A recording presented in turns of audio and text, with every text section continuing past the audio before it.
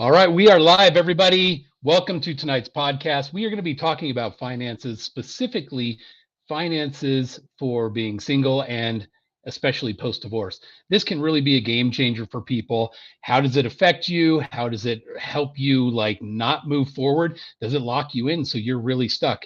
We're going to talk about it today. Let's get into it.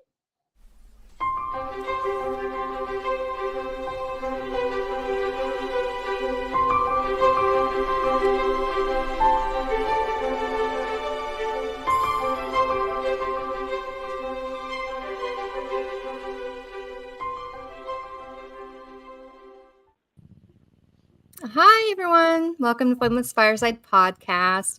We're super excited to have you here with us tonight. So my name is Celeste. I will be your main host tonight, and I am here with these three amazing co-hosts.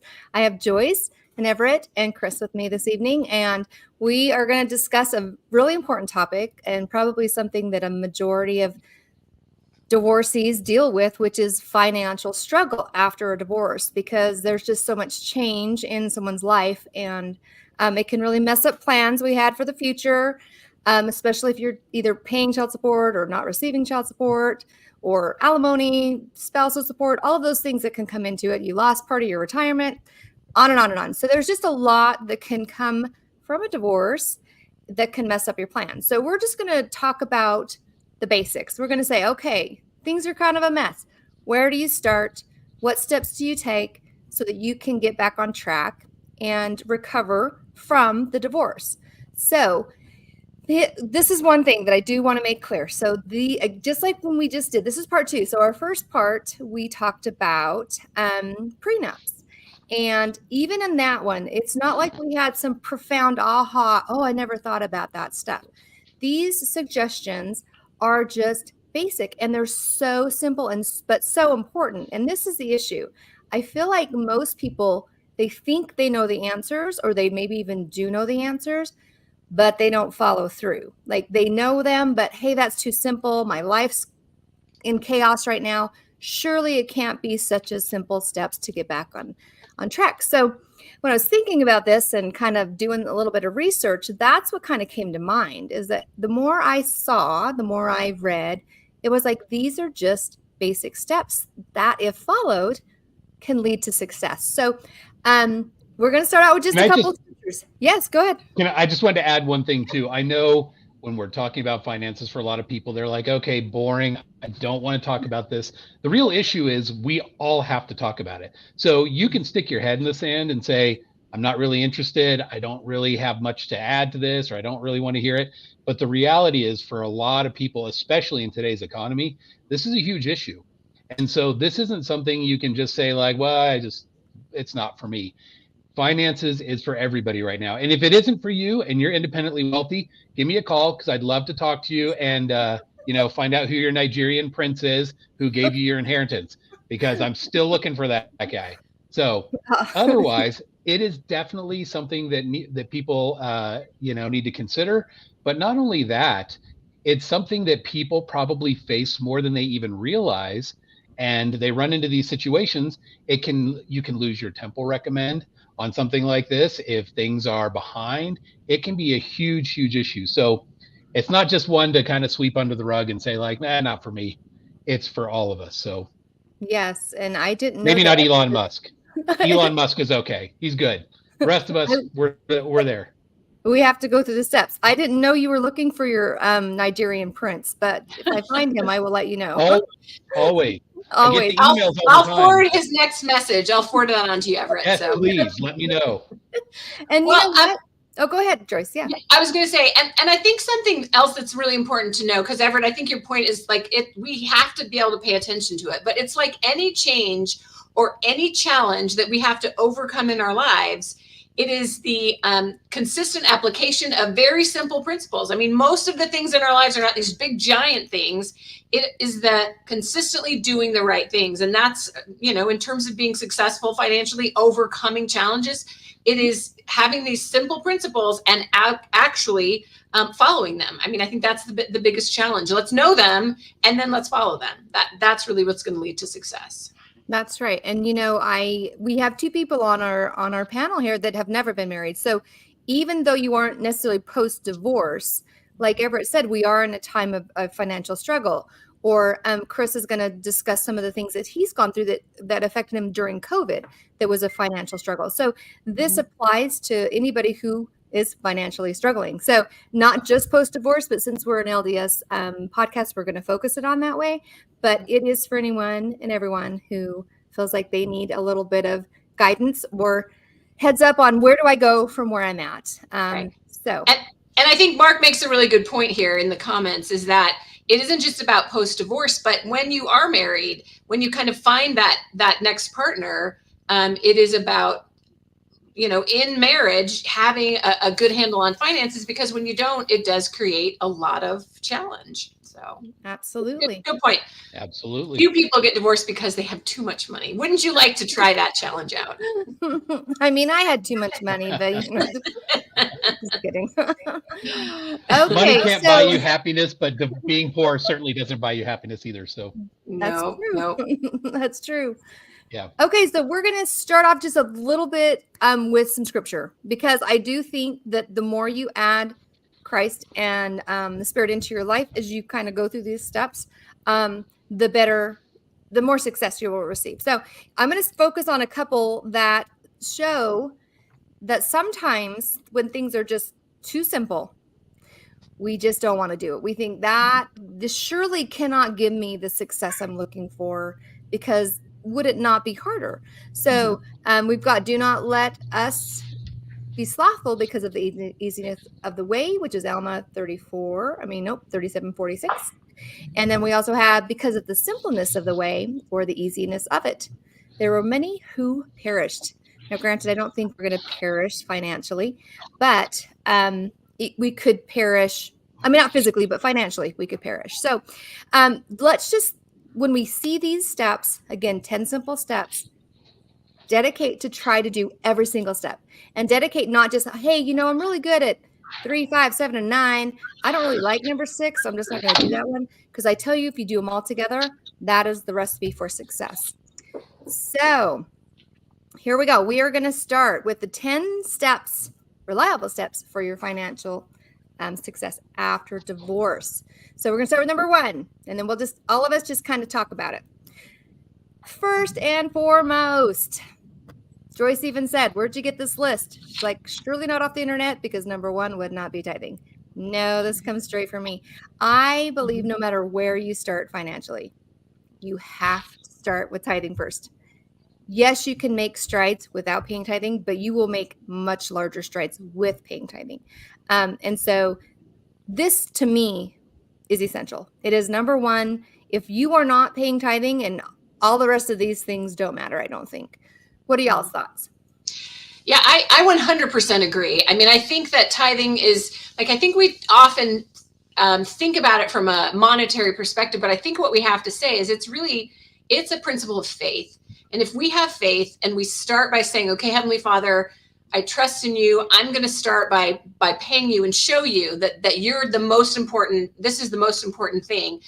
And he will bless us for that. It really is. I've seen miracles happen in my family. My mom was a single mom with 5 kids. And the fact that we survived and made it was really because she paid her tithing. There's just no question about it. And so I think we have promises from the Lord if we pay our tithing. And that doesn't mean we're going to get rich. I mean, some people will, some people may, but it doesn't mean we're going to get rich. But I think it does mean that the Lord is going to make sure we have what we need.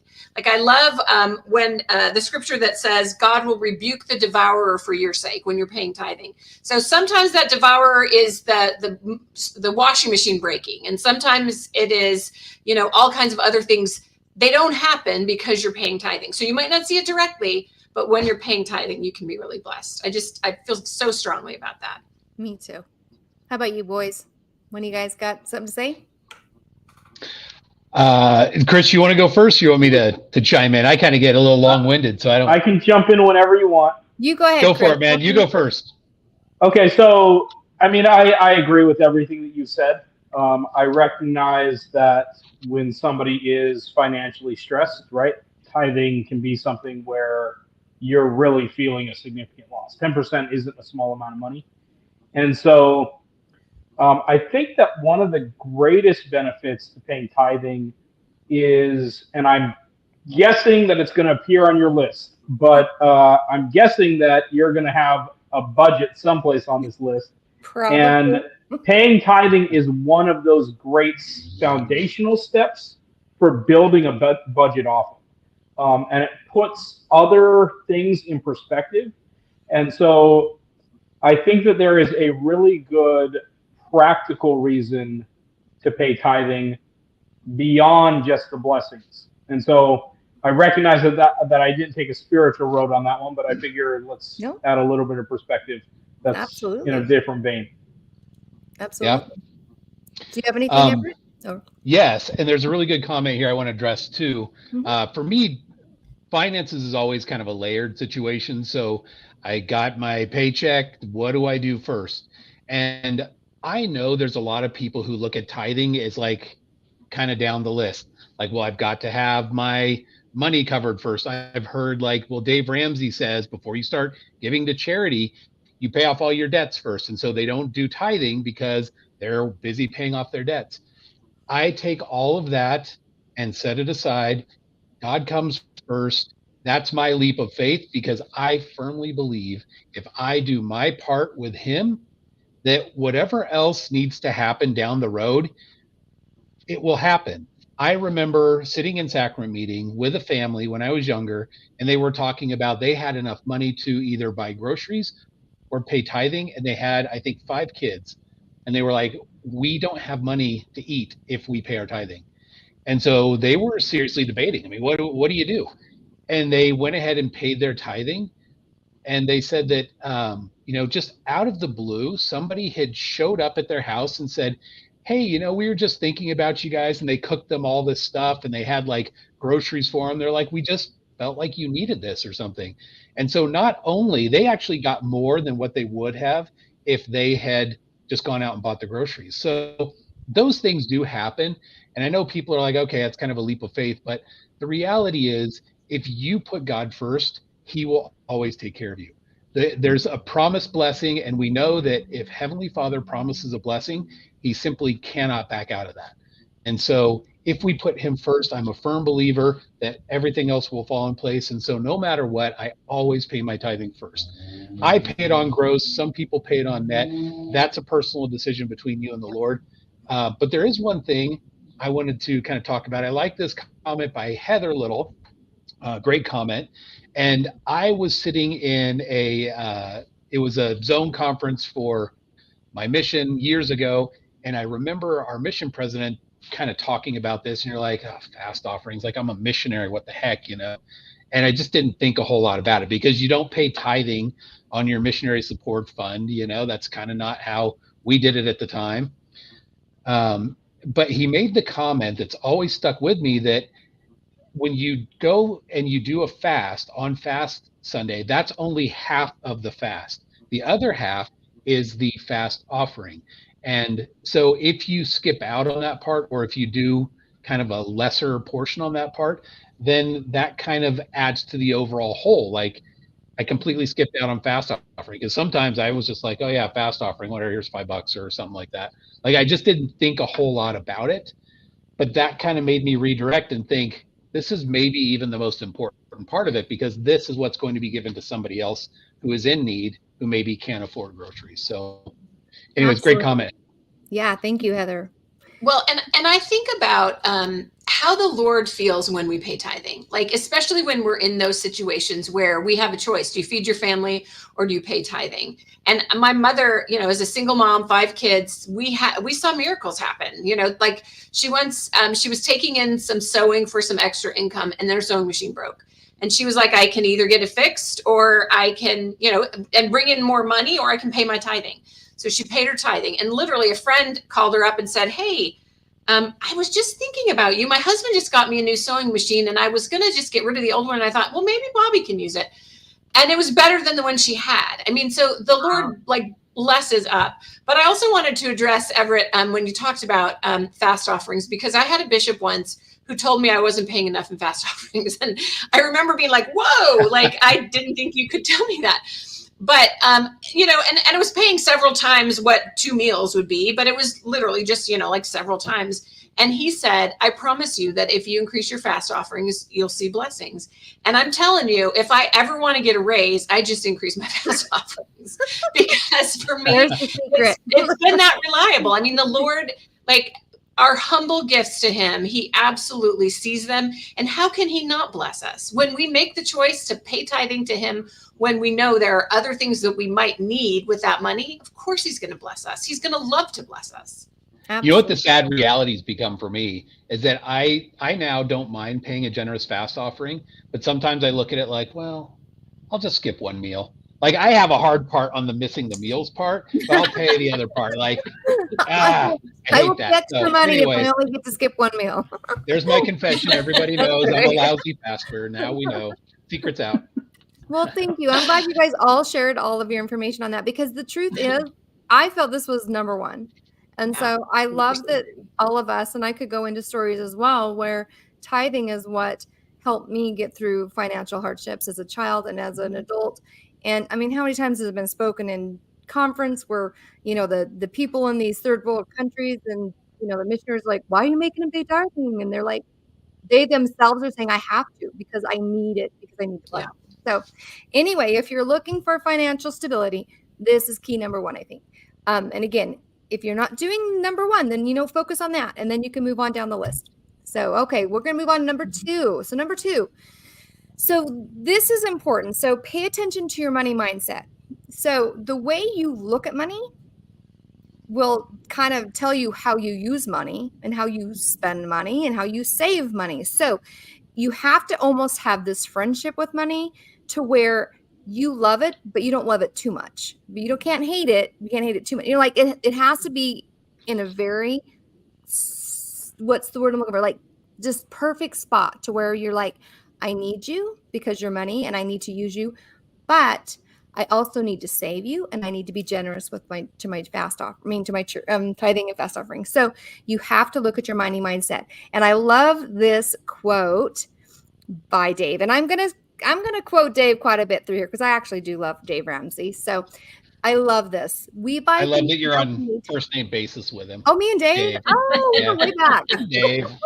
Me and Dave, yeah. Dave, just an old friend, you know, part of the fam. He says, we buy things we don't need with money we don't have to impress people we don't like. And that is a mindset. Why are they spending money? You know, it's not really something they even need. It's something that they want to use to impress other people. So if you don't have a good money mindset, even if it's just something as simple as, I do not like doing finances. I do not like sitting down and looking at my money. It's overwhelming. It's stressful. I can't do it. That is a mindset. And if you have that negative mindset, it just goes right into your finances. So, I mean, you can be real with yourself and be like, okay, not a fan, but I recognize I need to. And I recognize if I don't sit down and consider my finances and get myself on the right path, my path is not going somewhere good. So what are your guys' thought, or one of you's thought on just outlook? Like, how can it change? Or have you ever had an experience where your outlook changed when it came to money? Well, I think that we have to look at money as something that is like the value of money is what it can do for us. And so it's not the money in itself. It's sort of what that we can feed ourselves, that we can have a home, that we can do all these. So it's necessary. It's necessary. And, you know, it would be great if we lived in a world where it wasn't necessary, but that's not the world we live in. And so I think we have to be able to know, you know, like you said, have a relationship with it and understand what value it brings to us and what value it doesn't. You know, if you're trying to use money to buy friendship or to buy love, it's not going to buy those things. But can it buy you financial stability so that you can have kind of better relationships with people in your life because you're not stressed about that? Like, there's a lot of things it can do. And, you know, I think we do sometimes try to use it for things that we shouldn't be using it for. But, you know, it's funny you say, because you don't like sitting down. I love it. I have this massive spreadsheet that I like look at all kinds of scenarios. And I know at any one point in time what my net worth is and sort of what I expect my retirement income to be and, you know, where my checkbook is and so on. And it's taken a while for me to get to that place where I really understood all of kind of what's coming in and so on. And so I know what's there. I'm not like stressed because, oh, do I have to, like, what's going on with this or so on. But it's because I watched it, I've kind of babysat it and made sure that it was doing the things it should do. You made a positive relationship with it. Yep. I think it's probably easier if you're looking and sitting down and looking at your net worth and it's a positive versus sitting down with a negative. So for those of you who really are like, man, finances are a struggle. I can't, it's so stressful. It just wigs me out. I just cannot deal with it. I promise you, if you're paying tithing and then you somehow find a way before you move on to any of the rest of the steps to just come to an understanding like this is essential. I have to look at this in a positive way because guess what? If I do, and I go through all these steps, there's going to be a positive outcome. If you just sit back, like was stated earlier, and just stick your head in the sand and not do anything with it, positive outcome is probably not going to come. So, gotcha. Did you have anything? Well, and I also think an important thing to do when it comes to money is to not put not make our value rest upon how much money we have. I mean, I really think it's important that that we think about money as being a tool and not creating value for us. I just think, we shouldn't be valuing anyone based on how much money they have. I think sometimes that happens. I get that, but we certainly shouldn't value ourselves based on that. Because, the truth is you can be making $200,000 and have debt beyond your payment ability, or making $60,000 with zero debt and you have more money than the other person. So, So my job is, I am in human resources, specifically compensation. I know what everybody makes in my company. So based on what many of our people make, we should be the happiest people around. Like we really should, if money buys happiness, but we're not. I have a colleague who is getting divorced and has just been miserable, and he makes a boatload of money. That didn't help. His value cannot be on that money because, it hasn't made his life better.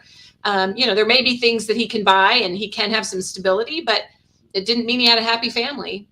Yeah, absolutely. Yeah. So just focus on, the good, positive I am statements. Even if you do some affirmations, I am able to, correct my financial situation, however you want to state it, but just try to stay in the positive, because as soon as you go down that negative route, and I know it's hard, finances are hard. So you can kind of get in a rut sometimes, but try and get out, try to have a positive outlook, so that your future is positive. So that's number 2. So we're going to move on to number 3 because we have 10. So we're going to try to get through these. Oh, nope. Let me just say one thing about that last point real quick.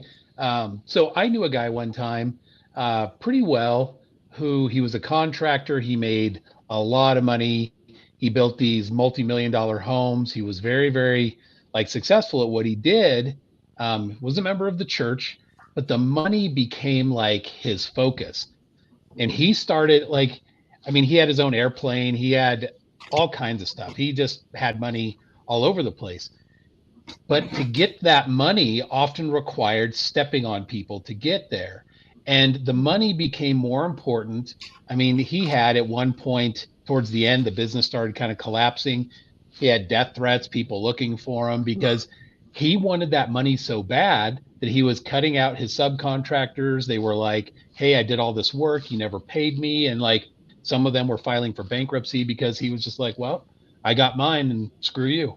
And, it was kind of a sad situation. And at the end, he ended up losing everything. And his wife was there complaining well, what are we going to do now?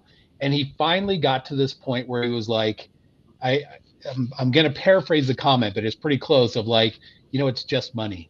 It's not that big of a deal. But it took death threats and everybody coming after him. And he actually had to skip town in the middle of the night because there were people coming after him with guns and things like that. He had really hurt a lot of people. And finally, once he lost everything, literally 6 months later, he had a heart attack and died. But it's kind of he had spent all this time building up, I've got a mansion, I've got an airplane, I've got boats and cars and toys and everything else. And he was I've stepped on a lot of people to get there.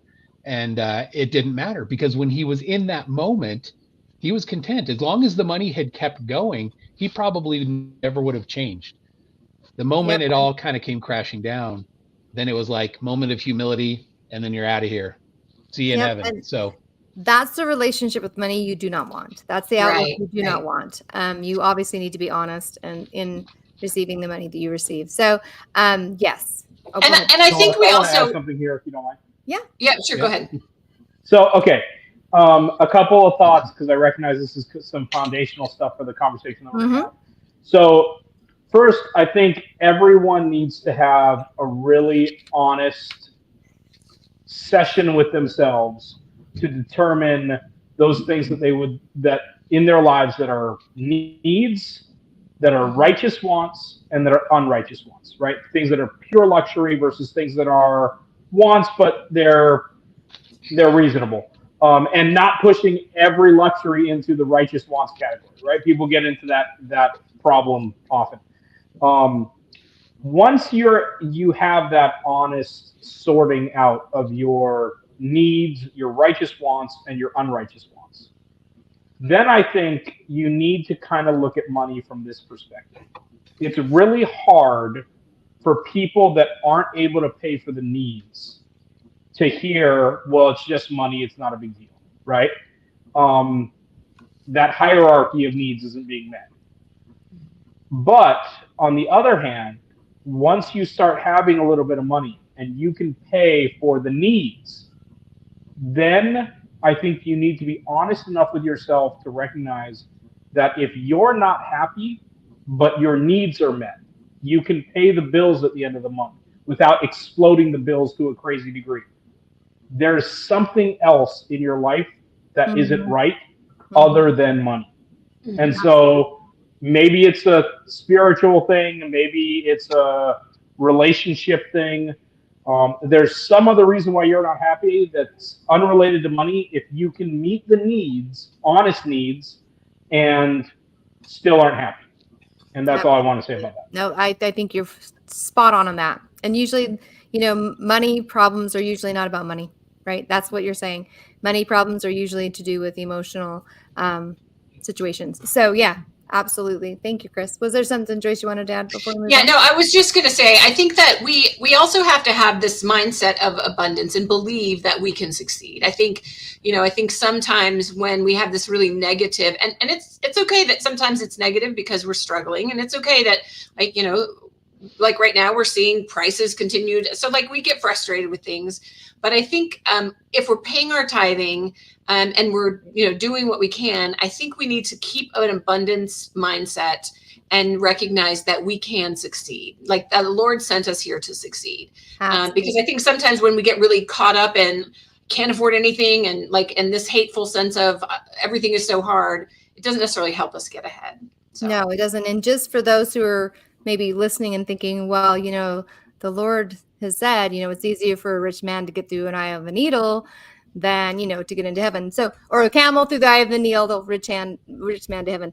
So let's just keep in mind that with the camel going through the eye of a needle, we're talking a door into the wall of the city, and they had to unpack, bow down, crawl in. So it's more of a you have to be humble enough to be able to enter, but that doesn't mean you can't have riches or have an abundance for what? Gosh, I stumble in here. Just like Joyce was trying to say. Okay. All right. I also believe that for someone who makes money, if they're fully consecrated to the Lord, are they really a rich man? If they're consecrated to the Lord and they're willing to give everything they have to him, are they still a rich man? Or does that belong to the Lord? Yep. And again, even the rich man, he can get there. He just has to be humble to be able to crawl through. So exactly. I think it's, I just, for someone who's out there thinking that scripture, that's the storyline on that one. Okay. So we're moving on to number 3. So this is what Joyce has already brought up, a financial snapshot of where you are at. Now, you obviously you're already paying tithing. You're already having a positive mindset. You're going to sit down, you're going to do your finances. And a snapshot is simply just your net worth. Where are you at right now? What do you own? What do you owe? Right? What do you have in savings versus your debt? And you just need to figure out what you're worth, right? And see where you're starting from. We got a couple of calculators. I will put one of these in the comment for you guys. So in case you want to go and figure out your net worth. So this is and also can I say that you can do it simply in Excel. Like there is if you go and look for a template in Excel, I think you can find a sort of net worth calculator that gives you, here's all the things you put in and so on. Or just doing a spreadsheet. I mean, mine, like I said, I have this massive spreadsheet that connects all of these things together. But it's simple in that it's like, here's my checking account, here's my savings account, here's how much is in my pension, here's, so I know all of those categories. And I can take a look at that and know where I am at any point in time. It's not a lot of work to do that. No, but there's a lot of peace of mind. If you've never done it, it might be a little confusing at first, but usually if you go to one of those, like Joyce is saying, if there's a program you have on your computer, if you go to one online, because there's quite a few of them, just plug in what you have, what you know you owe, and it will tell you how much you're worth. And then why you need to know that is because you need to know where you're starting from. You have to know where you're at now so you can plan for your future. If you don't know where you're at now, it's kind of hard to know what steps you need to take to get to where you're at or where you want to go. So yeah. Any comments on just figuring out your Well, I think there are people sometimes, I've known of people who never balance their checkbook. And I don't balance it the way that I used to. And, I literally used to be able to go and sort of say, okay, here's my accounting, here's my banks, and sort of balance it that way. But I look frequently, several times a week, at kind of where's my balance and what do I owe, and here are my bills, and this is what's coming in, this is what's going out. But because I want to know, I don't want to spend more money because I've not put money in the right account and bounced a check, or, I want to know all of those things that are coming in because there's a great peace of mind. And if you don't have enough money to cover them, you got to make a plan for that rather than be unprepared for it. So I think it's really important for you to be able to put it down where you can actually see it and not just keep it all in your head. Well, pretty much if it's in your head, it's probably not 100% accurate. Probably and this is again where what you're saying, if you have to have that relationship, that positive mindset with your money. So you do need to check in frequently. This is your best friend now. You're going to check in all the time and see what they're doing, right? Yeah. So you're moving in the right direction. So like I said, babysit it. You have to babysit it and make sure, you know what it's up to. Absolutely. All right. So I guess we'll move on to number 4. I'm not sure if the guys have anything to say on that. Did either of you, or are you good? I'm good. I'm good. All right, cool. Okay, number 4, setting goals. We all love goals, right? Okay, if you do not have a goal for your finances, you will probably fail because you don't know where you're headed. So once you figure out where you're currently at, you need to figure out where you want to end. What's your goal? Now, you want a long-term goal.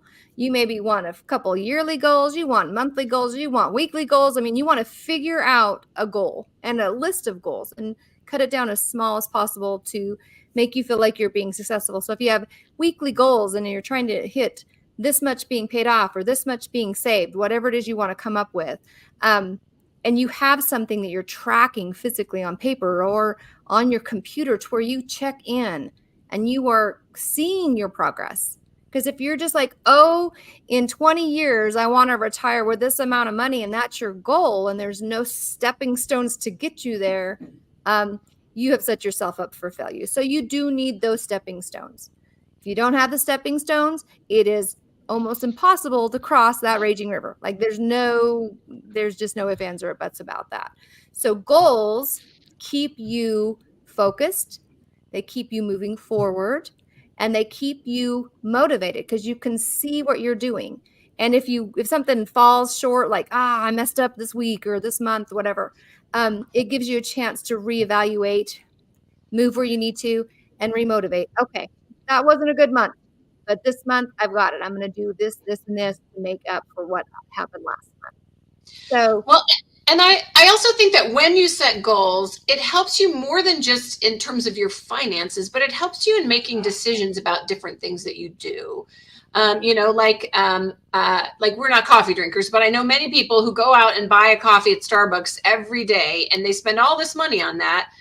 And if they're working towards a goal, it could be so easy to get there if they would cut that out, and we have other things like how many of us, we're just tired when we come home, so we decide we're going to go out to eat. Well, if you have financial goals and you can say, okay, these behaviors are not getting me to that goal, if you don't have a goal, you're going to continue to do those and you're going to end up not getting to, a positive place. But if you can say, these are my goals and I want to get there. And I'll tell you, years ago, I had some amount of debt and I just really wanted to get out of debt. And so I literally put all of my stuff in storage and moved in with a friend, because that was the only way at that point in time I could get all of that debt paid off. So it was a sacrifice that I made for that goal. And I'm so grateful that I did that. But that goal informed a lot of other decisions that I made in my life. And so I think that's really important for us to know what we want to do with that money.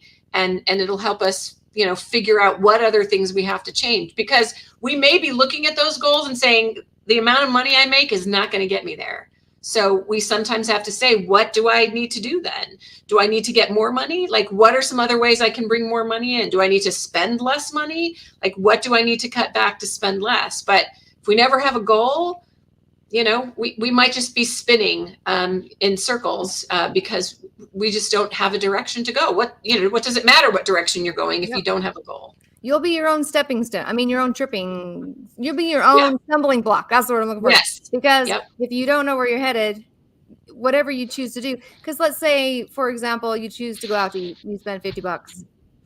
Okay, it's $50, but was it really just $50? If you consider if that was invested and how much you would get long term, it's not just $50. If you are financially minded, every penny you save and earn is not just a penny saved or earned. It is more. It is investment.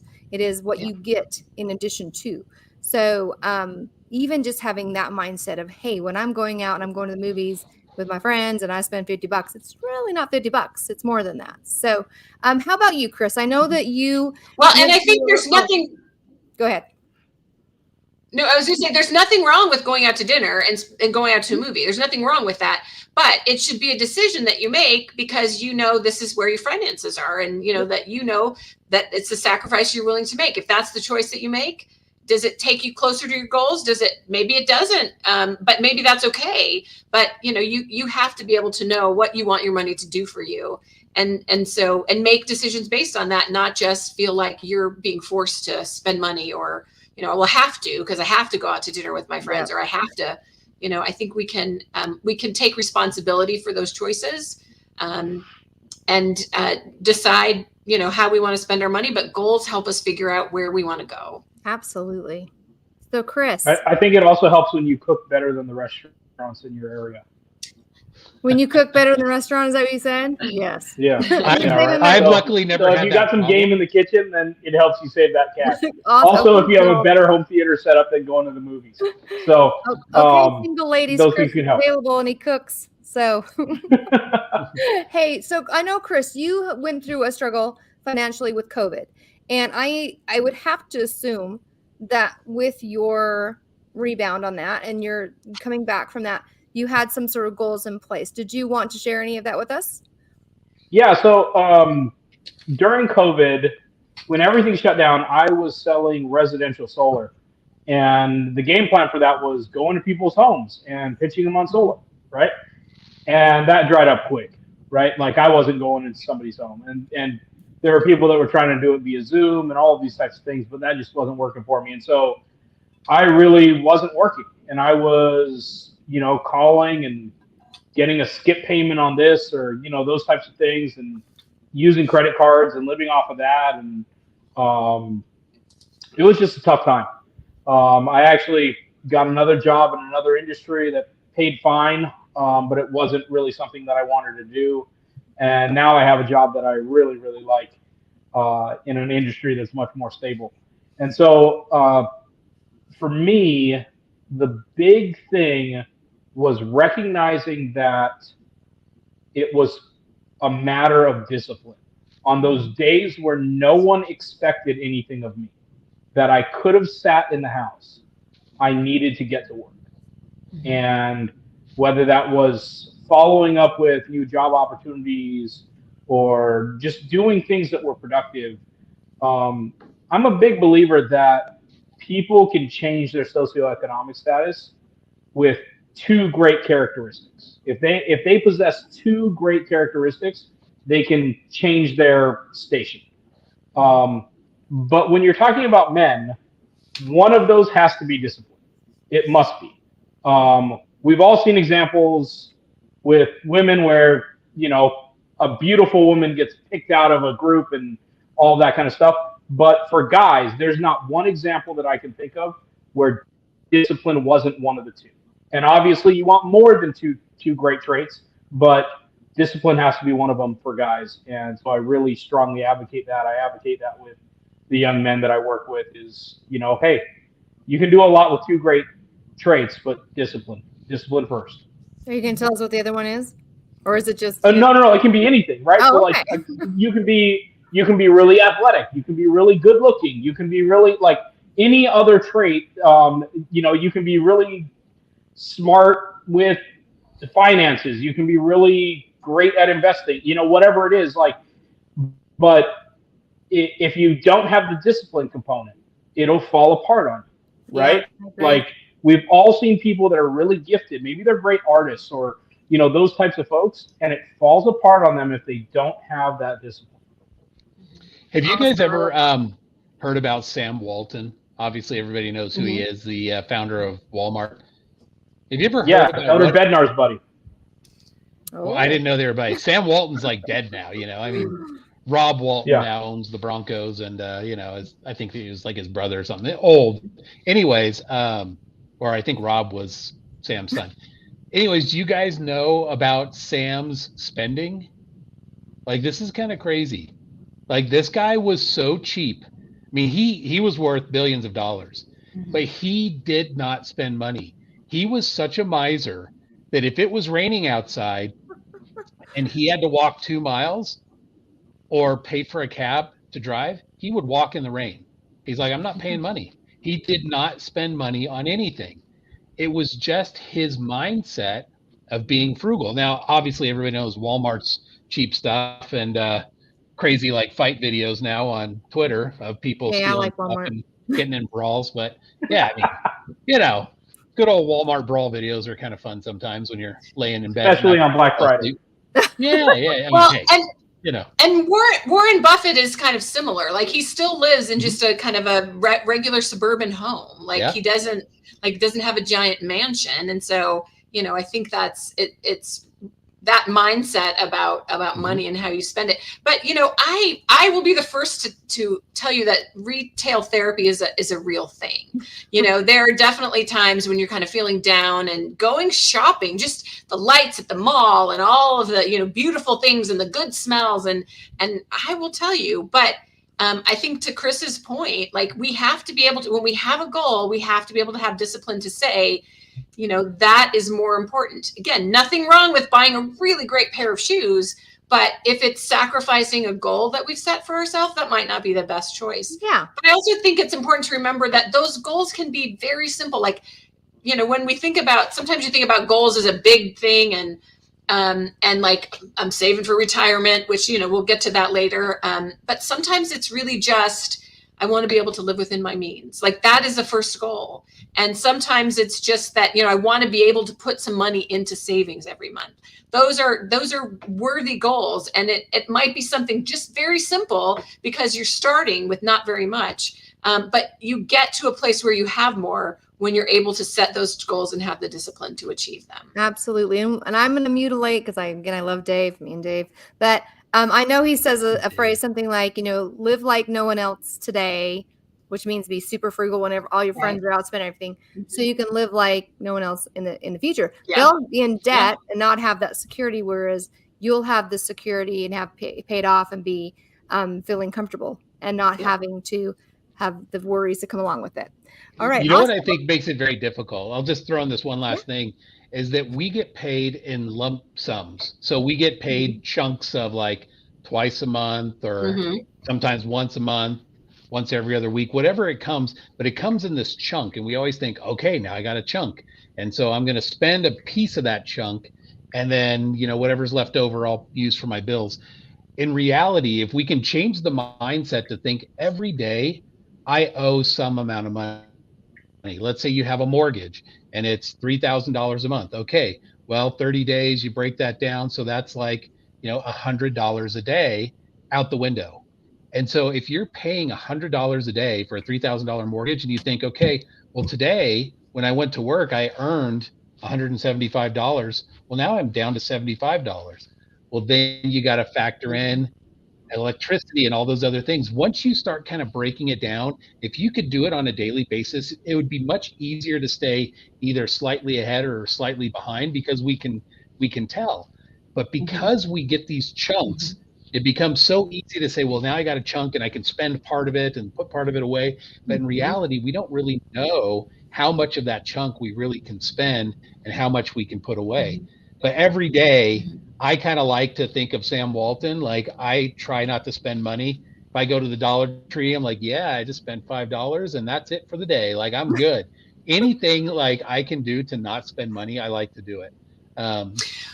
Or I just I love to brag. I love to brag about how little I spend on something I really like. And I've had people say, Joyce, you shouldn't be telling people how cheap you are. But I'm like, no, it was a deal. I love it. Yeah. So, yeah. This is about to become some like lady math right here about how I saved this money because it's such a good deal.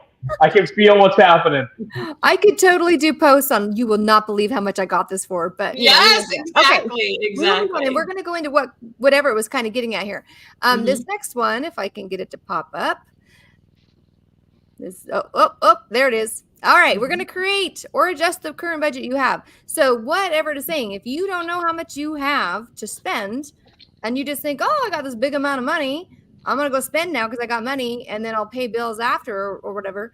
Yeah, you're going to not be happy. Like you have no goal there. The outcome is not good. So once you know what you're worth, once you know you've got goals set, sit down. Okay, I know what I want to do. This is what I want to do. So now I'm going to put it into paper. Sit down, do your budget, figure out how much you can spend daily, or if you want to figure out what you can spend weekly or monthly. I know people literally that to this day still use envelopes. This is my eating out money. This is my spending money. This is my fun money. And because it keeps them on track versus swiping. You know how it is. You start swiping and then you go to add it all up and you're like, wait, what? How did I spend all that? Because it just is so simple. But if you're handing cash to somebody and you're seeing it in your envelope and you see it depleting, it's a totally different experience. So make sure you're setting really good goals of where you want to go and how you want to get there, and then make your budget fit that goal so that you know that you're going to have the money you need to get to where you want to go. So I want to speak on this one just from the perspective of somebody that isn't great at this, right? Like, Joyce, you could speak to it and probably give a much more elaborate and detailed system for how people should do this. But let's be real, the people that are going to do it that way, they're the people that are good anyway, and they're like that. They're not having that problem. I'm somebody that I'm not great with this, right? And so I've had to find something that actually works. So this is what I do. I hope it helps somebody that, sucks with their money, because I want to spend it, right? I want to have fun. So what I do is I have a checklist on my phone that has my monthly expenses. And so I do not include anything that's already taken out of my check, like my 401k. I don't include my company's stock purchase option, any of that kind of stuff. That money's already gone before I even see the check, or before I even see my money come into my account, right? So I'm not counting any of that stuff. I'm counting the money that I actually see. So I have a checklist for every monthly expense. So this isn't such a detailed budget that it takes into account every time I go and buy groceries, or every time I go and, out to eat, or every time I buy gas for my car. This only has the recurring monthly expenses that are set. My phone bill, my gas, my electric, my water, those types of things. And it's as simple as this. My rent, right, is I check it off when it's paid that month, and then at the beginning of the month I remove all the check marks. And so that way, in one list, and obviously it's a handful of things, right, maybe a dozen things, I can just at a glance be like, okay, I got to remember this is coming out of my budget sometime later this month, right? I got to make that payment on whatever this thing is. And so for me, that's been a really easy way to where at a glance I can know like, hey, I'm good. I've got this amount of money in my account and these bills are paid. I only have this one other thing that's coming up on, whatever, the 18th. And I'm good to go. I can spend this money, and I know I'm already saving because I'm putting money into my 401k and that kind of stuff. So I think it's a pretty good method for somebody that doesn't feel like he's really good at this kind of stuff. And and I think that again comes back to your relationship. Like you have that with you. You can glance at it whenever you need to. It's on your mind. It's not something you've ignored. I do think if we're talking real budgets, making your, and I'm not saying this is what you were saying, but just in general, I do want to make the point that just making your pay fit the month is not necessarily a budget. Okay. So people out there going, okay, I've got this much money for the month and I've paying all this for my bills and I've got this left over and I'm just going to spend it. That's not necessarily a budget. That's just tracking your bills. So a budget, and there's lots of different budget planners online. Of course, I'm going to send you to Dave Ramsey. He's got an awesome one. But, every penny you have should have a spot even before you move forward in that month. And so if you are willing to do an actual budget and follow every penny, that will lead you to success. If you just make it fit to the month, it's still a little wishy-washy. Yes, you're paying your bills, your things are at least getting paid and you've got some movement there, but is it pushing you towards your goal, right? I already said I'm not good at this.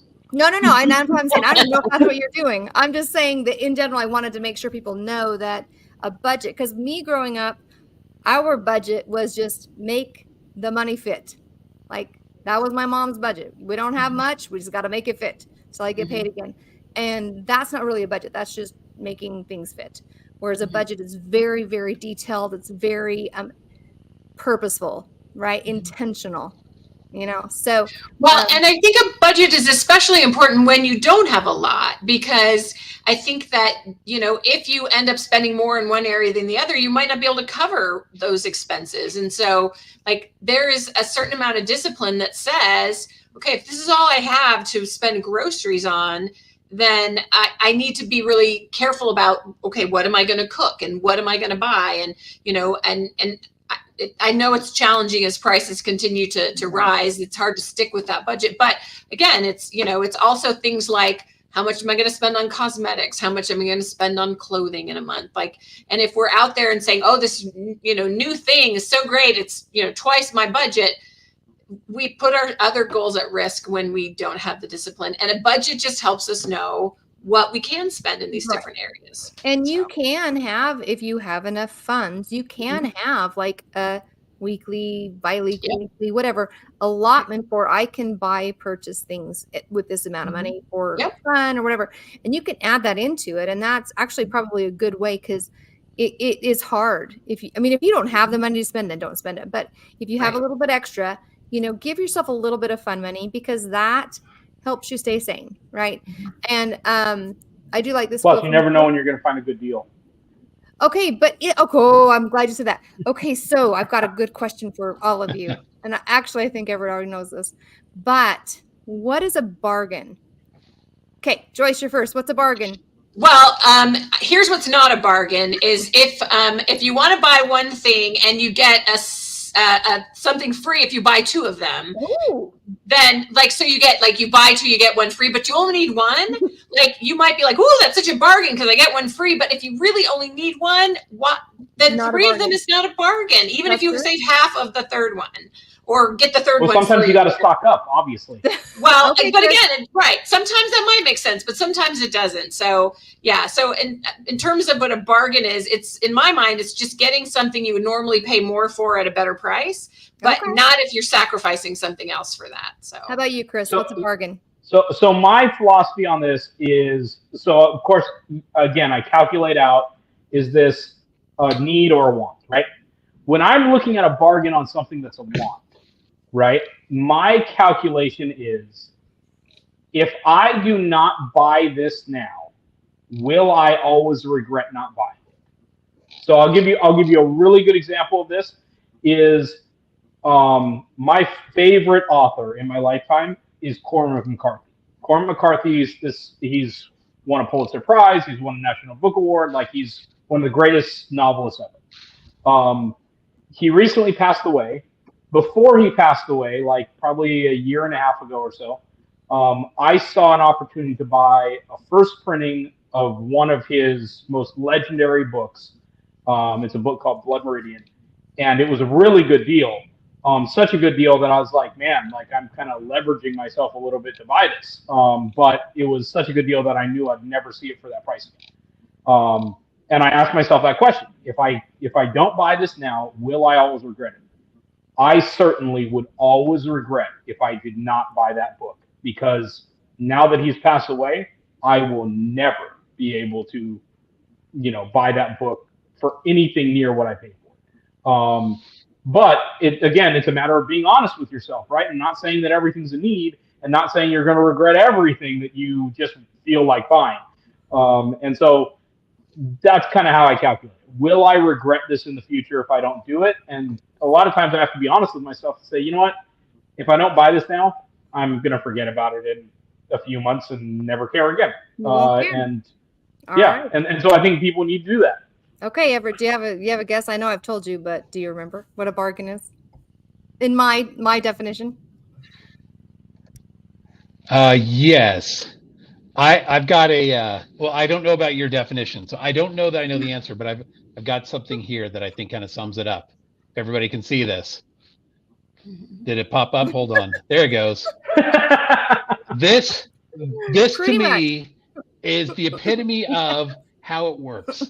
Oftentimes, just because they say it's on sale, sometimes you look at it and you're like, okay, that might be on sale, but is it really a sale? You know what I mean? That is so Amazon Prime days. Yeah. Everybody's just like, oh my gosh, it's on sale. Yeah. So it's almost like we give ourselves a pass to buy something, and then you don't stop and look at it. Costco's great at this. Costco, in grad school, I went through this like whole thing with Costco, and we had to do like this kind of study on what they do, and they love it. If you go to Costco, you'll always notice that they have giant shopping carts. Like everything there is big. They don't have the little baskets. You can't just walk in and get a little hand basket, because they want you to spend. And so the idea is, and it was funny because they did this interview with all these people, and they were walking in and they're just like, oh yeah, I just need to get laundry detergent. And then they came out and they were like, well, $350 later, of course I needed like a giant bucket of beef jerky. Like, how can you pass up that? It's a great deal. Hey, but when you look at Costco's, look, I'm not going to argue with that. Beef jerky is low in carbs, right? That's right. That's right. Lots of protein. But the idea is that they find a way to get you to spend.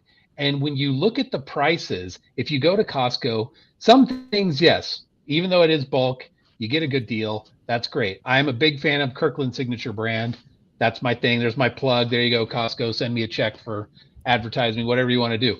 But when you look at like prices, like especially breakfast cereal or something, because I cook a lot of breakfast cereal. I'm a bit of a connoisseur when it comes to cooking breakfast cereal, actually. I'm pretty good at it. So when you look at the prices, that's right. That's my lo mein. When you look at the prices, you're just getting the same price, but a lot more. And do you really need that? And so a lot of times we will go in with this mindset of, I'm getting a bargain, I'm getting this great deal, it's a Black Friday sale, so it's got to be great. But we're not really paying attention to how this is really like fitting into our budget. Is it something we need? Is it really a sale, or is it just something that's on sale? It's Black Friday, so it's got to be cheap. So anyways. Well, and I think that's absolutely valid, that there are times that they mark things up just so they can mark them down. But I do also think if you know your products, or, kind of, you can watch the price. Like Prime Day is a perfect example of, I'll put some stuff in my basket and I know how much it's going for. And then I'll look and see, is it cheaper today? And then, if it's stuff I already wanted, then I'll buy it. But yeah, if you know your stuff, and you know when things are actually cheaper, I think you can avoid that. But that takes a lot of work. That takes a lot of work. And you guys are all fabulous. You guys have all said it in a very, the definitions are long, but you're pretty much getting to where I'm getting with my thing. So here's my answer for what a bargain is. A bargain is something you don't need at a price you can't resist. You're like, oh my gosh, that is such a bargain. Like, and then you kind of figure out, like, do I need this? I need this. So how can I get this? Like, how can I convince myself I want this, but do I need it? And you try to convince yourself you need it. And so that you got to be really careful, because you say, oh, that's such a bargain. Be careful, because you probably don't need it, but you're just like, dang, that's a good price. Yeah. But just because something's a good price, like you get buy two, get one free, that doesn't mean that you need it. And it's actually in turn a waste of your money. So if you can kind of remove bargains from your shopping list, or from those moments where you see it when you're walking and it's on an end cap, and you're like, ooh, that's a bargain. That is actually money saved every single time you pass that by, because you do not need that. It is something you don't need. You just want it because it's a good price. So anyway, okay. So we get through that. We are going to get through the rest of these really, really quick. We'll probably stop and talk on just maybe one or two of these, but some of these are given. These are obvious. Okay. So we know the church, get your emergency fund, get your emergency food and prep in your home. You need to be prepared in case something happens. Emergency fund, 6 months of your expenses. And you'll start out with 1,000, like David, suggests, and then pay off your debt, and then try to get your emergency fund. So it's really important that you focus on what the church teaches. I believe their counsel is wisdom, and I mean, it's coming from a higher source. So if they are talking about food storage, if they are talking about being prepped in case of an emergency, you need to make sure you take that seriously, and not kind of discard. And this is a good example of a goal. Like, this is a really great thing as you think about setting goals, is to make sure that you can put a little bit into your emergency fund until you get it funded. Absolutely. It's a great example of a goal. Yep. And if you're buying a little extra food storage or whatever, I mean, I cannot, when COVID hit and no one had toilet paper, guess what I did? I had toilet paper. I was giving people toilet paper because I had, because that was part of my emergency stuff. So, I didn't have to rush to go get some of those basics that everyone was like freaking out about. All right. And that's where I didn't give anybody any toilet paper. I just told them what they did in India. Like, guys, there's a solution here. I'm just telling you. Yeah, I think the sale of bidets went up during that period. Oh, I bet. And then you can show them a video of that scene out of Slumdog Millionaire. Oh, yeah. Oh, yes. Yep. Seen that movie. Everett made me watch that one. Yep. Okay, number 7. We're going to go on to this one. Okay, pay off debt. This is a given. The church recommends the snowball procedure. I believe that's a great method. The church teaches the highest amount down, if I remember correctly. Dave says the lowest and kind of up, or maybe like interest, because he wants you to feel like you're doing something, and so it gives you motivation. Either way, whatever you choose to do, make sure that once you pay off something, that payment goes towards something else, and that you don't just be like, oh, I paid that off, now I've got $200 extra a month. No, just roll it over, put it in a different bill, and just keep that going until they're all paid off.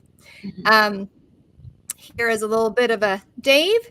Earning a lot of money is not the key to prosperity. How you handle it is. So pay those debts off. Try not to use your credit. Have that emergency, money just in case something happens. You don't have to use credit.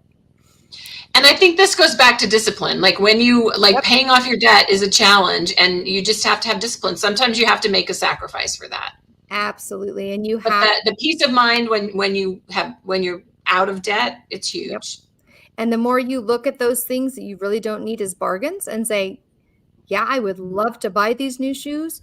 They're only $10. Holy smokes. How can I pass these by? But I really don't need another pair of shoes, but they're $10. Right. That is $10 saved. Don't do it. So, all right, next. Well, the idea is, because you have supplement now, doesn't mean that you'll have a supplement next week or next month. Maybe you'll have a shortfall, and that's when that extra comes in handy. So always prepare for down the road. And again, even if it's $10, stick it in an investment or into a savings, a high yield one, and just over time, you're going to get a lot more than $10 out of it. Well, and I think it would be fun if like you're trying to get out of debt or pay off something. Like, you know how when they're doing fundraisers and they put a poster on the wall and, you know, they color in how far, like you can do that and say, right, you can sort of see that thermometer go up because you should watch your progress. You should babysit that money. You should see what's going on. Or make it go down. If you're paying off debt. Right, either way. Right, do something. Thing. Yeah, do something visual so you can see that even though it's just $10 here and there, it actually pays off. Absolutely. Absolutely. Keeps you encouraged. Again, that helps you with your money mindset. Yay, look at me succeeding.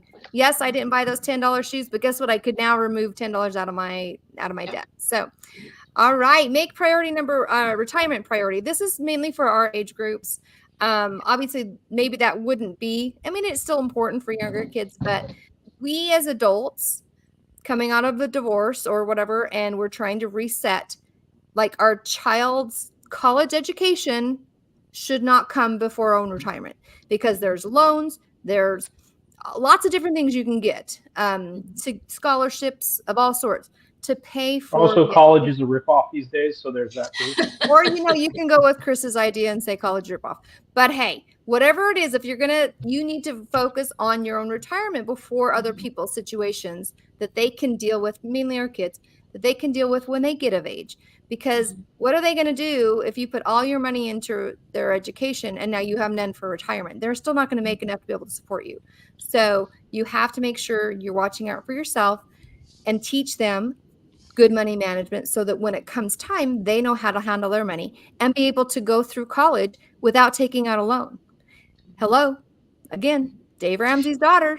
Yep. She did it. He did not pay for her schooling, but they stayed out of debt and got through the whole thing without having debt for her schooling. So one quick thing on make retirement a priority one. For people who have a 401k, not every employer has a 401k, but if you have a 401k and your employer requires you to put in a certain percentage and then they'll match that. If you are not putting in up to that match, you are walking away from money. And I know that's hard sometimes because you're like, I've got so many other things I can do with that money, but you're literally walking away from money and leaving it on the table. So if you can't, give the whole thing, that's understandable, but like make sure that you're doing what you can to get your company match on that because that's free money. Absolutely. At least do the match because not only are you missing out on the money they're giving you, but you're missing out on the compound interest that comes with that money. And if you're not really, you're not sure what compound interest is or how that works, wow, go on YouTube and just see. I mean, the money that you can gain from compound interest is mind-blowing. Like, just go take a look. You will see what we're trying to get out with that. Thank you. Perfect. All right. Number 9, you need to earn extra income. And I think Joyce mentioned this. If you aren't making enough money, make some more. So this is where we're living in the time where people are always trying to make a little extra cash. This is where side hustles come in. Like you can be doing a lot of different things at the same time to try to gain extra income. It doesn't have to be large amounts, but even if you're making $300 a month extra, that's $300 you can invest or put toward debt or put into your savings or invest in your emergency fund, whatever. And that's going to help you financially in the future. And so, man, hop on YouTube. There is like a bajillion videos on how to have side hustles and what you can do that are simple.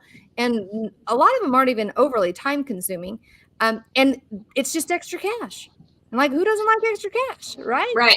And we live in a time where there are lots of those opportunities, but also I think we can be creative. I went to a service station today. I had to have some work done on a car, and some entrepreneuring kind of person has gone to this gas station and said, hey, can I put up a table in your lobby and sell my jewelry? Yeah. And so it's bracelets and some other things. And I'm like, they probably don't make a lot of money, but they make some. And that's I love the enterprising spirit that says, let me just put this out here and try and make a little extra money. I think that's great. Absolutely. And one of the videos, because I watched a few before I did this, it was just this guy, he's like, I live in an area where they do a lot of running. They do a lot of like little activities and things, and it's hot in his area. He's like, I go to Costco. I buy a couple of these big old things of water. It costs me this much. I chill them. I take them. I sell them I don't know, he said $2 a piece or whatever. He's like, I didn't make a ton, but let me tell you, that is money now that I put half in savings and I reinvest the other. And I just keep doing it and doing it. And that is what he does as one of his side hustles. And he just, that's what he does. And super simple, but it makes him extra money. I think he's like $400 a month or whatever to put toward whatever it is he needs. So I do want to say something about this though, because I've had some friends that have gotten themselves into a little bit of trouble where they have neglected some of their primary earnings for the sake of their side hustles. And I had to really kind of have a conversation and like this kind of come to Jesus moment with where I was like, listen, if you put more effort into your sales here, this is what that's going to pay out at. And the company's commission rate is going to be this, and it's going to pay you a lot more than the time that you're taking on this side thing that is a passion project, but you don't make a lot of money on. And this was a friend that like he was trying to figure out how he was going to pay for like him and his 3 kids and his wife and all this kind of stuff, and thinking like, oh yeah, I need to get like some part-time job or deliver pizzas or whatever it is. And I had to just talk to him and be like, listen, dude, like you will make more making extra sales in your regular job than you will with the part-time gig. And so be wise with it. I'm not against side hustles. I'm not against earning extra income. I'm not against passion projects, but just be aware of it, and don't think that you're getting more out of it than you are just because you feel busy.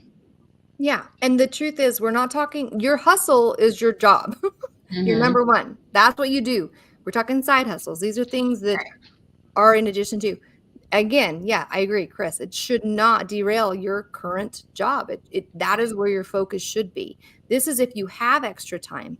If you need the extra cash, then you do the side hustle. But it can't, you'd be putting, again, your own stumbling block in front of yourself if you're going to put the side hustle above your current money source. So, but one thing I'll say about side hustles is that there are many people who take their side hustles into retirement. And absolutely.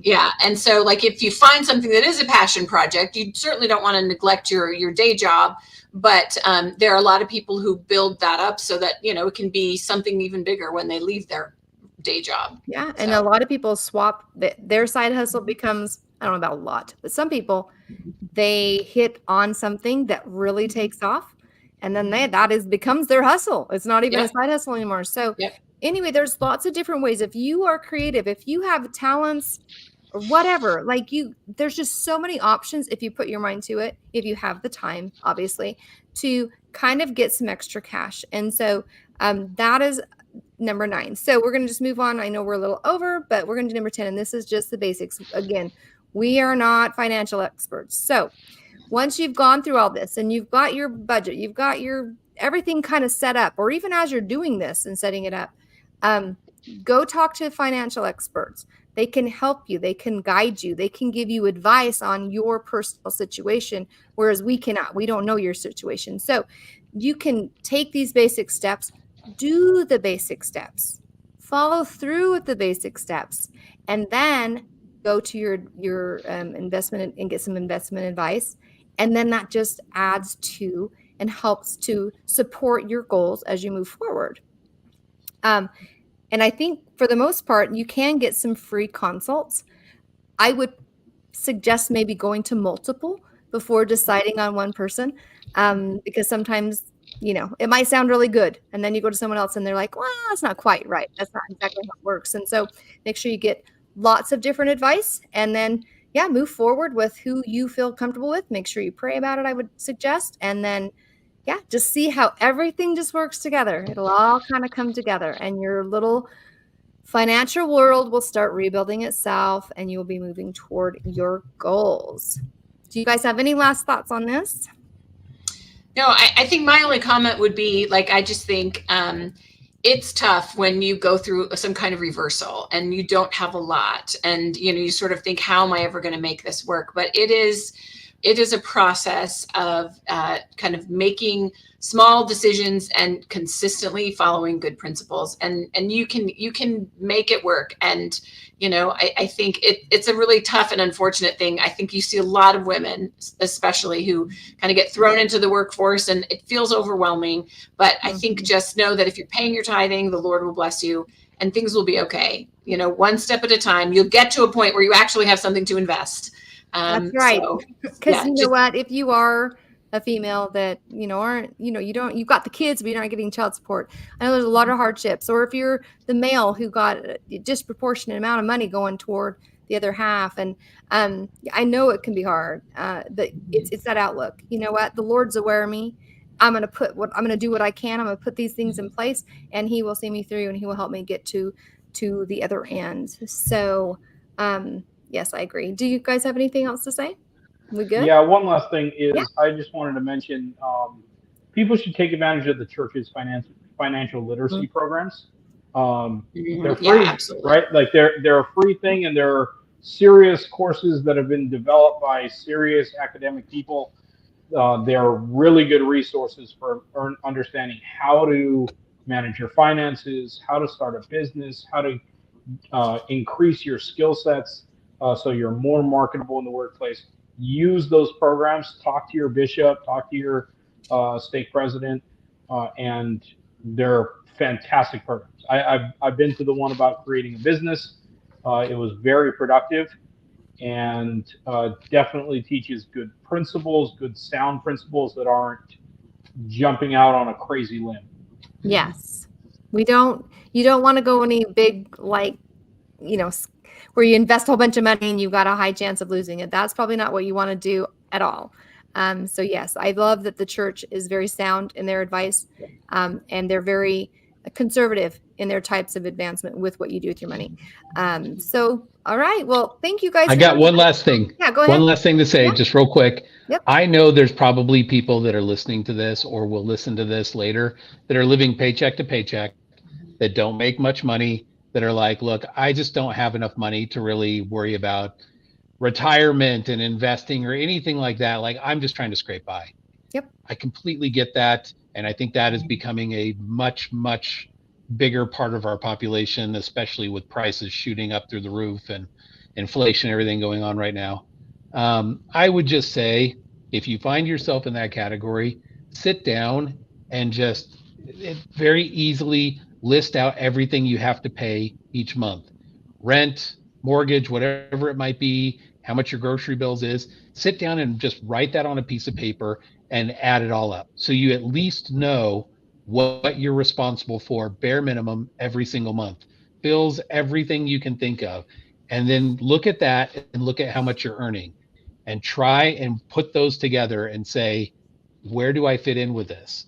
Make sure that tithing is definitely a part of that, like we had talked about at the beginning.